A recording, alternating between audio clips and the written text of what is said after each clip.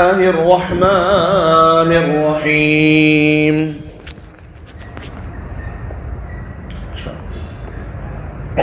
فتقبلها ربها بقبول حسن وأنبتها نباتا حسنا وكفلها زكريا كلما دخل عليها زكريا المحراب وجد عندها رزقا قال يا مريم أنى لك هذا قالت هو من عند الله إن الله يرزق من يشاء بغير حساب۔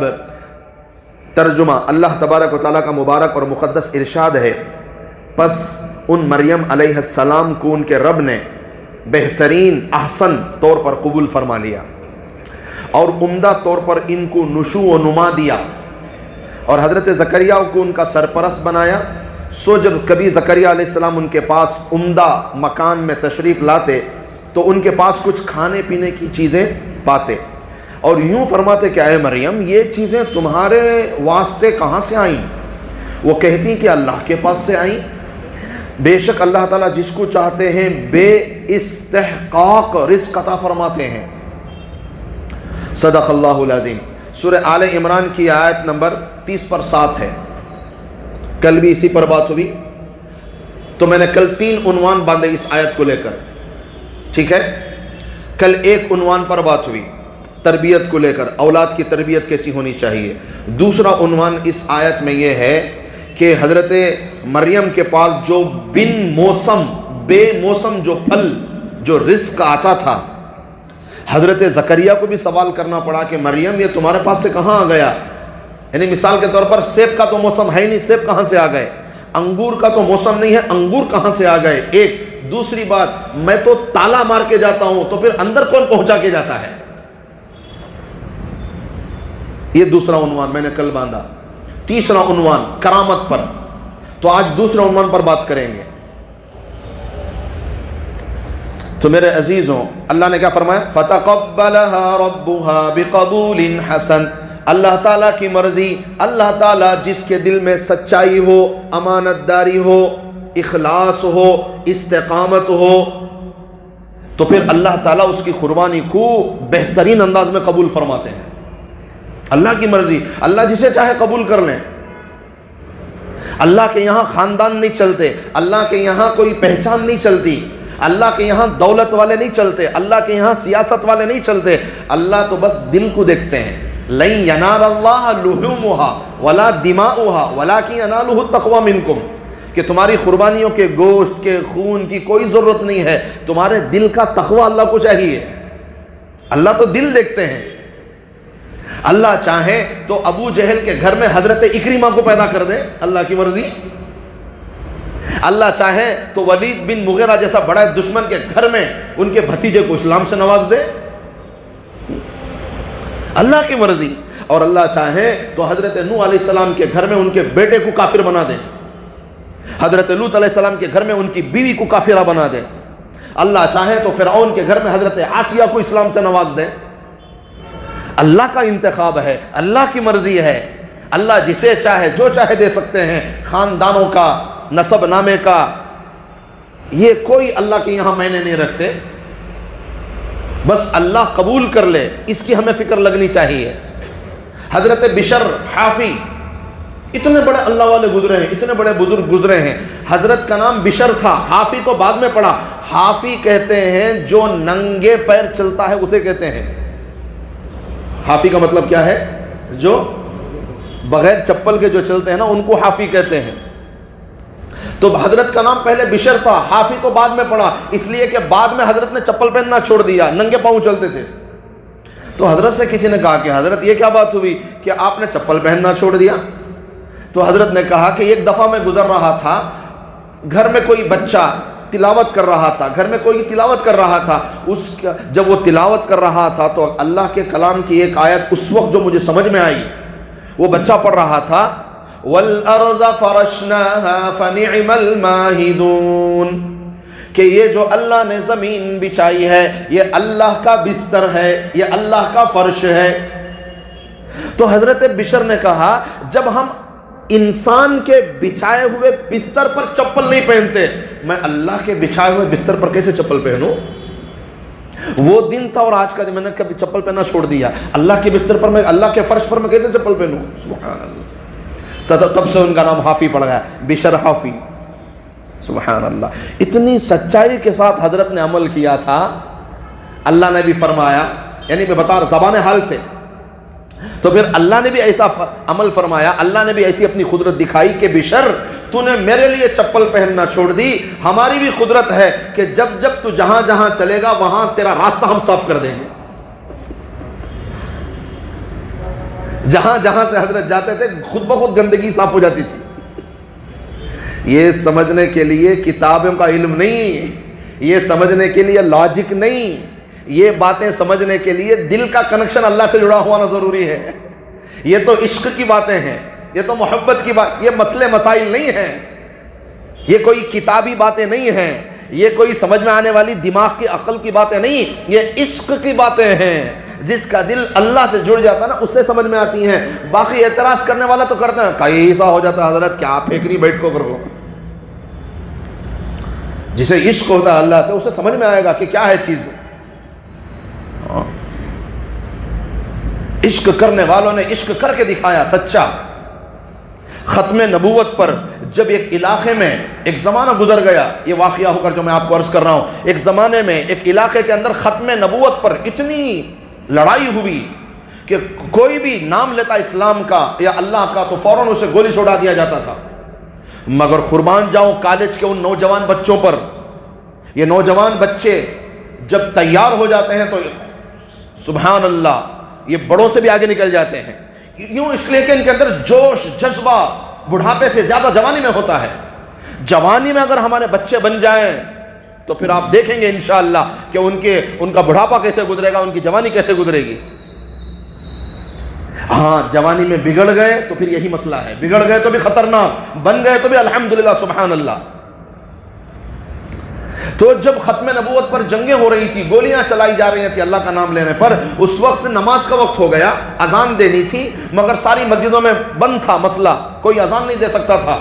تو اس وقت کالج کے بچوں نے جب نماز پڑھنے کے لیے مسجد میں آئے تو انہوں نے سوچا کہ بھی ہم اذان تو ہوئی نہیں، اذان دے دیں گے. تو ایک بچہ گیا میں اذان دے کر آؤں گا، سیڑھی چڑھ کر گیا اور اس نے کہا اللہ اکبر اللہ اکبر اللہ اکبر اللہ اکبر. سامنے سے دشمن نے گولی مار دی، ایک بچہ شہید ہو گیا. تو فوراً دوسرا بچہ چڑھ کر گیا، اس نے کہا اشہد ان لا الہ الا اللہ، اسے بھی گولی مار دی. پھر اگلا بچہ چڑھا، اس نے اشہد اللہ. 7 بچوں پر گولی چلی مگر قربان جاؤں ان نوجوانوں پر 7 نے ایک ایک جملہ ادا کر کے اذان پوری کی، اذان ادھوری نہیں چھوڑی. اب کوئی یوں کہے کہ حضرت کیا ضرورت تھی، مسئلے کے اعتبار سے آپ یوں کہہ سکتے ہیں بھائی کوئی ضرورت نہیں تھی، اذان آہستہ نیچے بھی دے سکتے تھے، ویسے بھی نماز پڑھ سکتے تھے، اور ایسے حالت میں تو اذان ضروری بھی نہیں ہے، بغیر اذان کے بھی نماز پڑھ سکتے تھے. ان بچوں کو جان دینے کی کیا، یہ عشق کا معاملہ ہے، سمجھ میں آنے والوں کو سمجھ میں آتی ہے چیز. باقی اعتراض کرنے والے تو بڑے کرتے ہیں. اچھا اسلام کا سبق کیا ہے؟ آگ ہے جہاں جا رہے ہیں، اگر آگ ہے اس میں جائیں گے، آگ میں جل جائیں گے تو اسلام نے کہا وہاں جانے سے رکو، اس لیے کہ جان ضروری ہے اس کی حفاظت کرنا. کہیں اونچائی ہے اور نیچے سے گر سکتے ہو، مر سکتے ہو، تو اسلام نے کہا جانے کی ضرورت نہیں ہے. کوئی کھانے کی چیز میں زہر ملا ہوا ہے اور کھانے سے جان جا سکتی ہے، اسلام نے منع کیا اپنی جان کی حفاظت کرو، مت کھاؤ. جان کی حفاظت بھی ضروری ہے. مگر میرے عزیزوں جنگوں کے اندر آپ نے صحابہ کے بارے میں سنا ہوگا کہ جب جنگ احد میں آپ صلی اللہ علیہ وسلم پر تیر برسائے دشمن نے تو ایک صحابی نے اپنا ڈھال سامنے کیا، 1-2 تیر میں وہ ڈھال پھٹ گیا. تو اب نبی کی حفاظت کرنا ہے اور اپنے چہرے کو بھی بچانا ہے، تو پھر انہوں نے ہاتھ آگے کر دیا.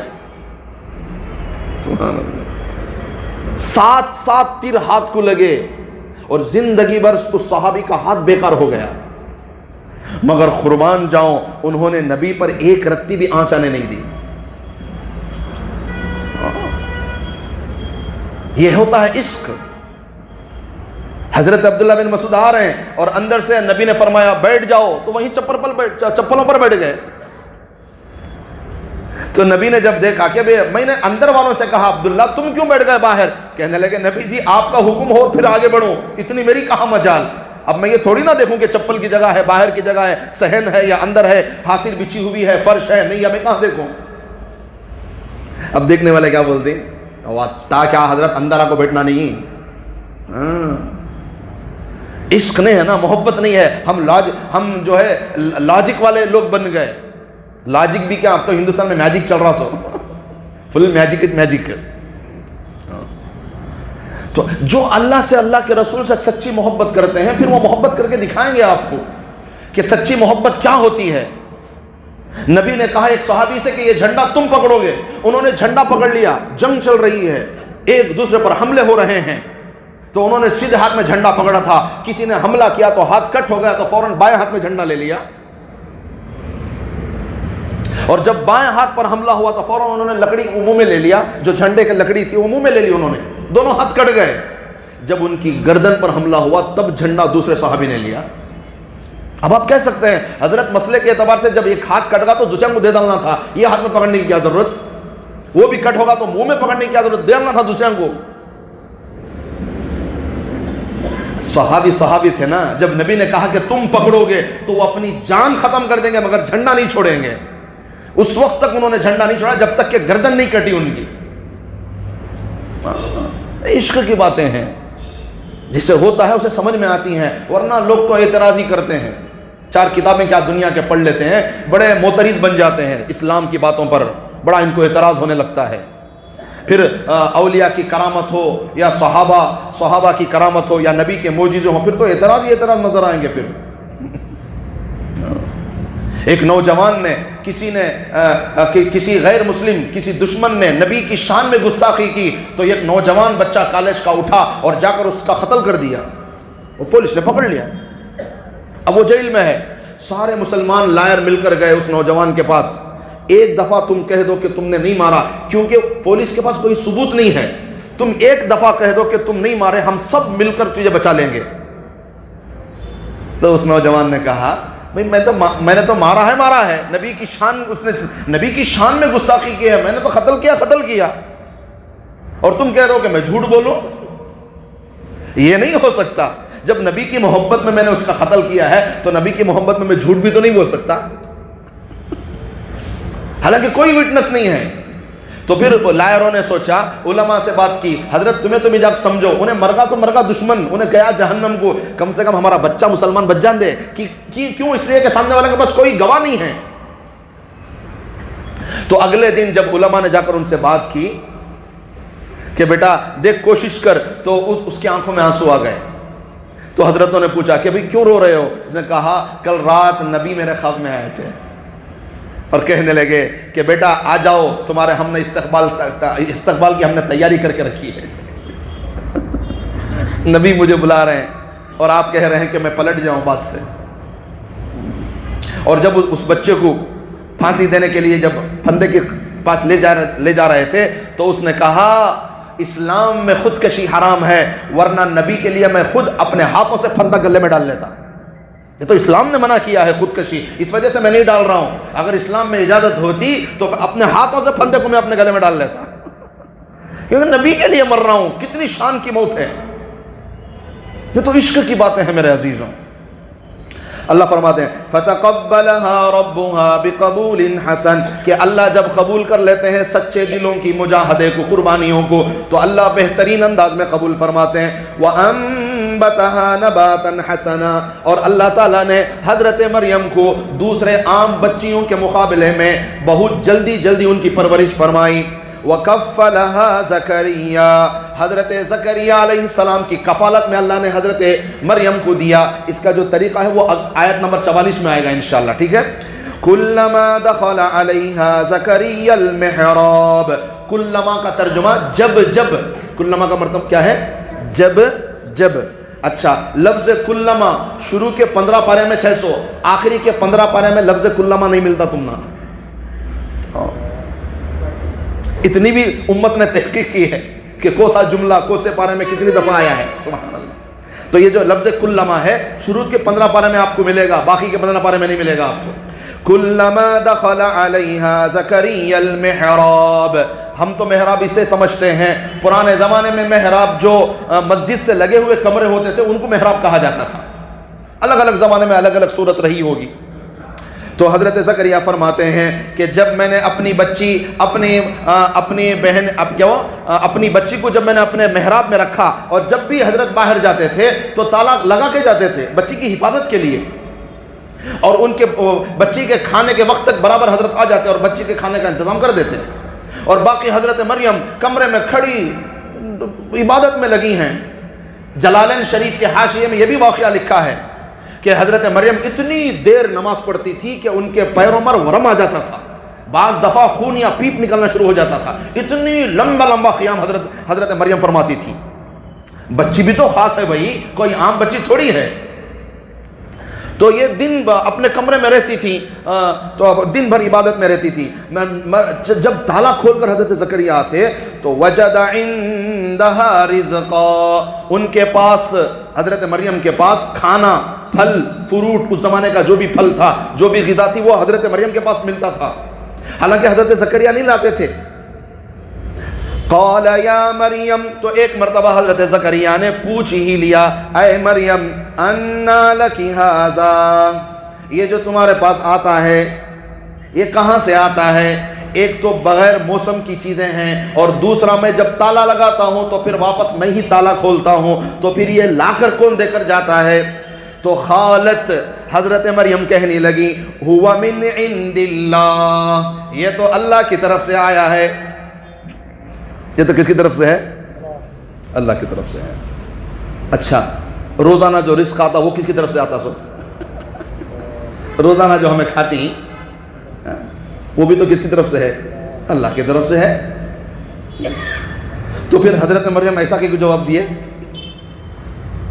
حضرت زکریا بھی جو کھانا لا کر دیتے تھے وہ بھی تو اللہ کا دیا ہوا کھانا ہے، اس پر تو حضرت زکریا نے سوال بھی نہیں کیا، اور حضرت مریم نے یہ بھی نہیں کہا کہ یہ اللہ کی طرف سے ہے. جب اس غذا کے بارے میں، جب اس رزق کے بارے میں سوال کیا تو حضرت مریم نے یہ کیوں کہا کہ یہ اللہ کی طرف سے ہے؟ ورنہ تو ہر چیز، ہر رزق اللہ کی طرف سے ہے بھائی. ان دلہ، اللہ کے پاس سے آیا ہے، اللہ کے پاس سے آیا ہے. اس لفظ کو سمجھو، بہت خوبصورت لفظ ہے. کیا فرمایا حضرت مریم نے؟ خالتہ من عند اللہ، یہ تو اللہ کے پاس سے آیا ہے. ایک اصول سمجھیں، جس چیز میں بندے کا اختیار چلتا ہے اس کی نسبت بندے کی طرف کرتے ہیں. جس چیز میں بندے کا بس نہیں چلتا، بندے کا اختیار نہیں چلتا، اب اس چیز کو اللہ کی طرف منسوب کرتے ہیں. اصول سمجھ گئے؟ پھر دوہراؤں، جس چیز میں بندے کا ہاتھ لگتا ہے، بندے کا طاقت لگتی ہے، بندے کی محنت لگتی ہے، بندے کا اختیار ہوتا ہے، اسے انسان کی طرف منسوب کرتے ہیں. جس چیز میں بندے کا بس نہیں چلتا، اب وہ چیز کس کی طرف منسوب ہوتی ہے؟ اللہ کی طرف. اس سے پہلے والی ایک آیت گزری، ان الدین عند اللہ الاسلام، کہ بے شک دین اللہ کے پاس اسلام ہے. عند اللہ، وہاں بھی آیا بے شک دین اللہ کے پاس کیا ہے؟ اسلام. بھئی دین تو ہمارے پاس بھی اسلام اشنا ہے، تو پھر اللہ کے پاس کو بولنے کی وجہ کیا؟ مسلمان بھی تو دین کو ہی اسلام سمجھتے ہیں، اور اللہ کے پاس بھی دین ہی اسلام ہی ہے، تو پھر اللہ کے پاس دین اسلام کر کو کہیں کو بولے سو؟ اس لیے کہ ہمیں بھی وہ بولتی ہیں سو دین اسلام اللہ کے پاس، اور اللہ بھی کیا بول رہی؟ میرے نزدیک دین ہی اسلام ہے. وہاں عند اللہ کیوں کہا گیا؟ اس لیے کہ اسلام میں انسان کا کوئی بس نہیں چلتا. اسلام کیا نہیں، اس کا اختیار کسے ہے؟ سو اللہ کو ہے. سو ہم بھی تم نہ ہے ہمیں کسی چیز کو اسلام بنا سکتی، ہمیں نعوذ باللہ کسی چیز کو اسلام سے نکال سکتی. ہمارے بس میں کچھ بھی نہیں ہے. وہی اسلام ہے جو اللہ نے کہا، اور وہ اسلام نہیں جو اللہ نے منع کیا. اس میں ہمارا اختیار نہیں چلتا. اسلام کے اندر اس میں صرف اللہ کا اختیار چلتا ہے. اس وجہ سے کہا گیا ان الدین عند اللہ الاسلام. جس میں انسان کا بس نہیں چلتا وہ چیز اللہ کی طرف منسوب ہوتی ہے. اسلام میں ہمارا کوئی بس نہیں چلتا، نہ ہم کسی کو حلال کر سکتے ہیں، نہ کسی حرام کو حلال بنا سکتے ہیں. ایک اور مثال سمجھ لیں، اسی سورہ آل عمران کی آیت نمبر 126 میں شاید، یا 120 پر 9 میں، وَمَن نَّصْرُ إِلَّا مِنْ عِنْدِ اللَّهِ. عند اللہ آیا وہاں بھی. مدد نہیں آئے گی مگر اللہ کے پاس سے مدد آئے گی. ترجمہ کیا ہے اس کا؟ مدد نہیں آئے گی مگر کہاں سے آئے گی؟ اللہ کے پاس سے مدد آئے گی. جنگ بدر آپ دیکھ لیں، ایک طرف 300 مسلمان 313 اور ایک طرف 1000، اور 1000 کے پاس 700 اونٹ ہیں، 300 گھوڑے ہیں، اور یہاں 313 کے پاس صرف 2 گھوڑے اور 7 اونٹ ہیں. یہاں دشمن جو 1000 ہے اس میں ہر ایک کے پاس تلوار ہے، ہر ایک کے پاس زرہ ہے، اور یہاں 313 مسلمانوں کے پاس صرف 6 تلواریں اور 8 زرہ ہیں. 6 تلواروں سے 1000 آدمی کا مقابلہ ہو سکتا ہے؟ 6 تلواروں سے 1000 آدمی کا مقابلہ کر سکتی؟ انسان کے بس میں نہیں ہے، انسان کے بس میں نہیں ہے. مگر فتح جیت کسے ملی؟ اللہ نے فرمایا وَمَن نَّصْرُ إِلَّا مِنْ عِنْدِ اللَّهِ. جب اسباب تھوڑے ہوں، جب اسباب کم ہوں، جب ہتھیار نہ ہو، جب مسلمانوں کی تعداد کم ہو، جب دشمن کی تعداد زیادہ ہو، جب دشمن کے پاس ہتھیار زیادہ ہو، اس وقت جب مسلمان جیتتا ہے اور فتح حاصل کرتا ہے تو یہ مدد اللہ ہی کر سکتے ہیں، انسان کے بس میں نہیں ہے. اس لیے عند اللہ کہا. عند اللہ سمجھ نہیں؟ مثال کے طور پر اور ایک مثال ذہن میں آ رہی ہے. اچھا، ایک بچے سے تمہیں پوچھے بیٹے تمہارا ابو کہاں کرو، تو بچہ کیا بولتا ہے؟ بنگلور کو جا کو ہی کیا کی سامان لانے دکان کے واسطے. اچھا بیٹے تمہارے دادا کہاں ہی؟ اب انہیں بولتا اللہ کے پاس. کیا بولتا ہے؟ اللہ کے پاس. ابو کو بنگلور میں ہی کو بولیا مگر دادا کو کیا بولیا؟ اللہ پاس. کیا مطلب اس کا؟ دادا کیا ہو گئے؟ انتقال ہو چکے ہیں. جو انتقال ہو جاتے ہیں بچہ بھی کیا بول رہا ہے اسے؟ اللہ کے پاس کرا. ابو ماشاءاللہ باحیات ہیں، زندہ ہیں، تو اس وجہ سے کیا بول رہا ہے؟ بنگلور کو جا کو ہی آ جاتی، بمبئی کو جا کو ہی آ جاتی، دلی کو جا کو ہی آ جاتی، مگر دادا کہاں ہیں؟ اللہ کے پاس. کیوں؟ ابو زندہ ہیں، اپنی مرضی سے گئے ہیں، اپنی مرضی سے آ جائیں گے، اس میں ان کا دخل ہے، اس وجہ سے بیٹا کیا کہہ رہا ہے؟ بنگلور کو جا کو ہی، بمبئی کو جا کو ہی کرا ہے.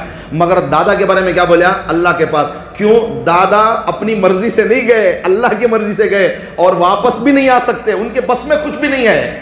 اس لیے بچہ کیا بولیا؟ سو دادا کہیں؟ اللہ کے پاس. کیونکہ اس میں اللہ کا بس چلتا ہے، وہاں دادا کا بس نہیں چلتا. مثال کے طور پر تمہیں ایک ایکڑ زمین خریدے، اس میں 20/30 مسجد بنانے دیتا ہے تمہیں. ایک ایکڑ میں، سمجھ میں رہے بات، یہ ایکڑ میں کیا کرے تمہیں؟ ایک پو ایکڑ کسے دے ڈالے؟ اللہ کے گھر کو دے ڈالے، مسجد کو دے ڈالے. باقی پونا ایکڑ میں اپنا گھر بنا لیا. تمہیں زمین خریدی سو، تمہیں پیسے دی سو، اس میں پو ایکڑ تمہیں اللہ کے گھر کو دیا، پونا ایکڑ تمہیں اپنے پاس رکھے. جو تمہارا پونا ایکڑ کا گھر ہے اسے کیا بولتی ہیں؟ عبد الرحیم صاحب کا گھر، عبد الرحمان صاحب کا گھر. اور جو پو ایکڑ میں گھر ہے اسے کیا بولتی ہیں؟ اللہ کا گھر. ارے انوش نے زمین خریدے، انوش بھی بنا کو بھی دیے سو، تو پھر اللہ کا گھر کہیں بول رہی؟ یہ پونے ایکڑ کا گھر ان کا کریں، پو ایکڑ کا گھر اللہ کا کریں. کیوں؟ اس لیے کہ پونا ایکڑ نہ ہونا تو بیچ سکتی، گھر بدل سکتی، چھوڑ کو جا سکتی، مگر یہ جو پو ایکڑ میں گھر ہے نہیں، اب یہ انہوں نہیں بیچ سکتے، اس میں ان کا بس نہیں چلتا. اس وجہ سے اسے کیا بولتی سو؟ اللہ کا گھر. یہ ہے. تو حضرت مریم سے پوچھا حضرت زکریا نے انا لکی ھذا، کہ بیٹا یہ کہاں سے آیا؟ تو قالت، حضرت مریم کہنے لگی ہوا من عند اللہ، یہ کہاں سے آیا ہے؟ اللہ کے پاس سے آیا ہے. جو تمہیں روز لے لے آتی وہ تمہیں لے لے رہی سو، تمہارے بس میں ہے وہ، اس وجہ سے اسے انہوں نہیں بولے اللہ لے، حالانکہ وہ بھی اللہ دے رہی سو، مگر اس میں انسان کا اختیار ہے، انہیں محنت کر رہا ہے، کما رہا ہے، کھانا پکا رہا ہے، پھر لے لے رہا سو، اس میں انسان کا ہاتھ لکو ہے، اس میں انسان کا بس چل رہا ہے، اس وجہ سے روز کے کھانے کو نہیں بولے انہوں. یہ جو چیزیں آئی ہیں اس بغیر موسم کے پھل لانے میں انسان کا بس کہاں سے چل رہا ہے؟ اور بغیر تالا کھولے کے اندر چیز پہنچانے میں انسان کا بس کہاں سے چلتا ہے؟ اس لیے کیا بولے؟ قالت هو من عند اللہ. اسی لیے آپ صلی اللہ علیہ وسلم نے فرمایا کہ جب بھی گھر میں ہم، اچھا گھر کی عورتوں کو بتا دو یہ مسئلہ، جب بھی ہمیں گھر میں داخل ہوتی گھر میں داخل ہوتی کیا جی ہے کھانے کو گوشت بنا کو ہی کتی حالانکہ تمہیں معلوم تمہیں گوشت لا کو دیکھو نہیں کر کو تم نہ تو گوشت تمہیں نہ لانا مگر تمہیں گوشت لا کو نہیں مگر اچانک گھر میں سے آواز کیا آ رہی ہے کھانے کیا ہے گوشت ہے کیسا آگاہ نہیں تمہیں کام سے آیا نہیں پوچھتے کیسا آگا میں تو لا کو دیا نہیں سوال ہوتا نہیں ہوتا ہے روز تمہیں لانے والے جب نہیں لے تو گھر میں سوال پیدا ہوتا ہے تو اس وقت گھر کی عورت یہ کہے حالانکہ پڑوسی دیے رہیں گا حالانکہ ساس کیا سے توشا آیا رہیں گا نہیں تو سالی کیا سے توشا آیا رہیں گا کچھ بھی ہو سکتا ہے کہیں سے بھی آیا رہیں گا مگر اس وقت عورت یہ جواب دے کہ جی یہ گوشت اللہ کے پاس سے آیا ہے یہ جواب دے یہ سنت ہے سمجھ میں نہیں بات جب گھر کا مردمانہ نہیں لاکو دیکھو ہے اور اچانک کہیں سے تحفتاً چیز آ گئی اور گھر میں مردمانہ گھستے ہی پوچھا کھانے کیا ہے انہوں بولے یہ کہاں سے آگا تو انہوں کیا بولنا اللہ کے پاس سے آیا کیا بولنا یہ تمہیں سمجھا کو سکھائے تو انشاءاللہ انہوں بولنا شروع کر دیں بعد میں بولنے دے ہونا تو نیچے سے دیے اوپر سے دیے پڑوسی دیے سائڈ میں دیے گھر کو مگر اس وقت جواب یہ دے کہ یہ جو آیا ہے یہ اللہ کی طرف سے آیا ہے کیوں بغیر سوچے سمجھے آگا سنیں سمجھ میں آنے بات تو اللہ کی طرف سے آیا ہے قالت هو من عند الله ان الله يرزق من يشاء بغیر حساب اور جب اللہ اپنے پاس سے دیتے ہیں تو حساب کتاب سے نوے بغیر حساب کتاب کے دیتے ہیں جب اللہ اپنے پاس سے دیتے ہیں تو کیسے دیتے ہیں بغیر حساب کتاب کے اس لیے یہاں یہ کہا گیا ان اللہ یرزق من یشاء بغیر حساب اللہ بغیر حساب کتاب کے دیتے ہیں سبحان اللہ بس سمجھ میں آگی پوری اللہ تعالیٰ سے دعا ہے اللہ تعالیٰ ہم سب کو صحیح بات کرنے صحیح بات سمجھنے اور جو سمجھ میں آ جائے اللہ ہم سب کو اس پر عمل کی توفیق نصیب فرمائے